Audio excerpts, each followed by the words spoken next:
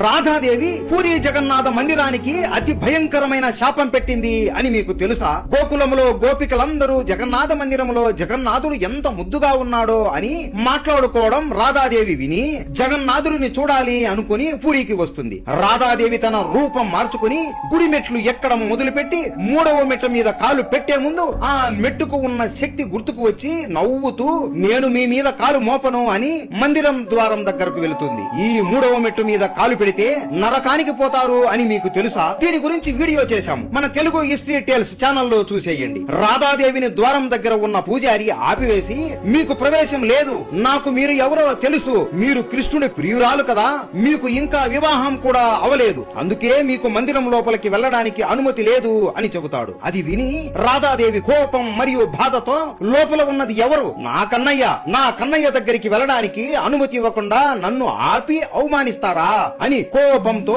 మొత్తం పూరి మందిరాన్ని చెప్పిస్తుంది. పెళ్లి కాలేదు అని నన్ను లోపలికి రానివ్వలేదు కదా, ఇక నుండి పూరి మందిరానికి పెళ్లి అయిన దంపతులు వస్తే వాళ్ళకి జీవితంలో సుఖం అనేది ఉండదు, వాళ్ళకి జీవితంలో గొడవలు ఎక్కువగా ఉంటాయి, వాళ్ళకి మనశ్శాంతి అనేది కూడా ఉండదు, వాళ్ళు ఇద్దరు ఎప్పటికీ కలిసిమెలిసి ఉండలేరు అని చెప్పిస్తుంది. అని జగన్నాథుడు ఇది గమనించి రాధా కోపాన్ని అర్థం చేసుకుని ఇద్దరు కలిసి వస్తే ఇబ్బంది కానీ వేరువేరుగా వస్తే ఇబ్బంది ఉండదు కదా అని అనుకుంటాడు. అందుకే ఇప్పటికీ కూడా పెళ్లి అయిన దంపతులు కలిసి పూరి మందిరానికి రారు. ఈ విషయం మీలో ఎంతమందికి తెలుసు? అందరూ జై జగన్నాథ అని కామెంట్ చేసి సబ్స్క్రైబ్ చేసుకోండి.